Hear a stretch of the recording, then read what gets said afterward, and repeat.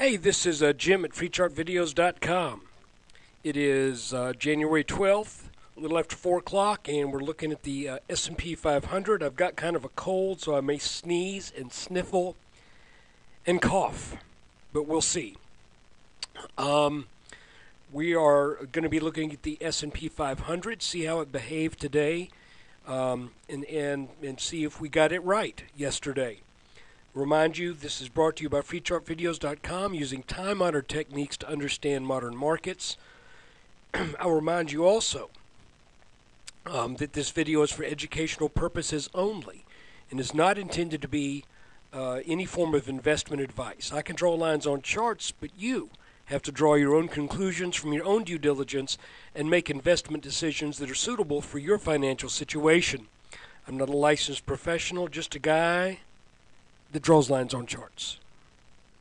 All right, here's our S&P chart that goes back to late summer, and this purple line here is the neckline from the rather large inverted head and shoulders pattern that developed after the flash crash. I have simplified this chart just a little bit because, you know, it had gotten really kind of involved with some things. So what I've done is I have drawn this green trend line over the starting with the neckline of the inverse head and shoulders over the high that was set back in early November, and I've just extended that up, and coincidentally, or excuse me, that was an intentional throat clearing. Coincidentally or not, that happens to be parallel to just about every other line that has been pointing up in the S&P. So anyway, then I also drew this line underneath this peak, about parallel to this green line. I say peak, or under that dip, and extended that up because that appears to maybe be of technical importance since we bounced here and here. And then we have the 1040 line that if we back out, also extends all the way down to the bottom of the bottom of the bear market that bottomed out in March 9. So look at this. You've got 1, 2, 3, 4 lines that are all parallel that, to my eye, appear to be technically important, almost as if this is the road that the S&P is on, and it is sticking to this road. Now, it may change lanes, but when it hits one of these lines, it appears that it just goes up. It continues once it changes lanes in that path. At least that's what's been happening for quite a while now. The largest correction we had, of course, was this bull flag that was set up from the flash crash. But once that broke out and back tested, and then broke out of this inverse head and shoulders, markets have taken off, much to the bears' dismay and demise.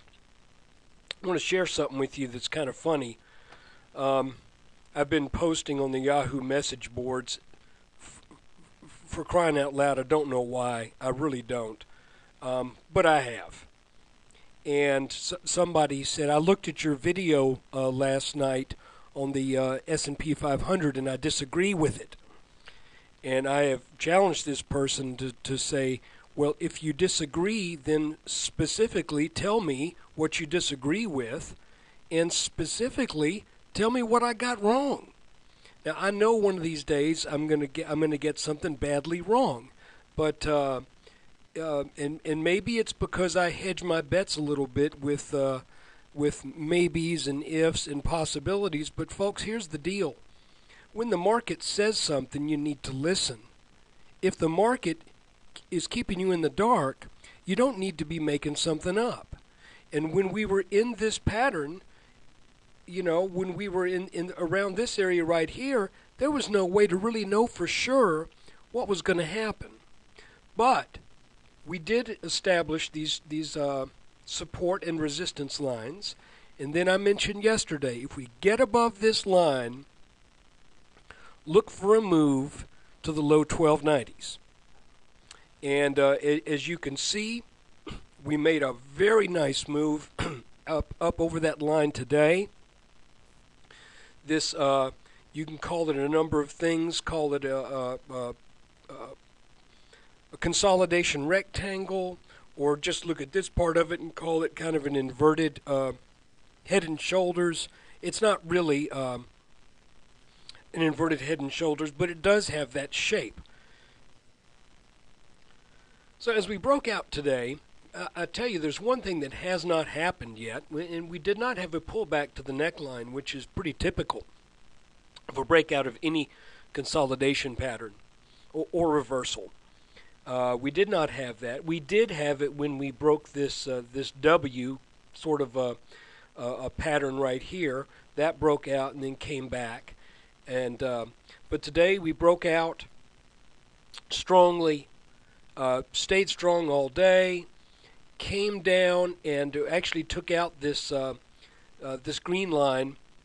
And then it appears to me, guys, like the market started to head up at the end of the session, and I'm thinking we're probably going to go up and tag this line. That's just what it looks like. This pattern, the depth of this rectangle calls for it, and you can see that that we don't even have to get over this orange line that is resistance. So if we make that, I'm thinking that will likely set off either some more sideways or possibly a run back down to test this neckline of 14, 15 points.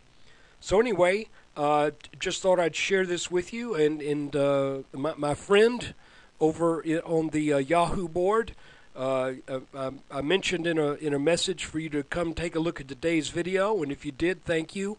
And I'm waving my hand at you right now. All I ask is that you be honest, and if you have a problem with something I've said and you disagree with it, I challenge you to look back over as many videos as you can find that I've posted on YouTube in my channel, and tell me where I've got it wrong. You know, I think over the past 3 months there may be 2 or 3 days where something kind of threw me for a loop. But for the most part, folks, the market's been behaving just like these little charts say they should. So let's keep an eye on it. Let's keep watching it. Thank you for your support. And I'll remind you, when you get a chance, stop on over to freechartvideos.com and support the site there with your presence. Please consider signing up for the forum.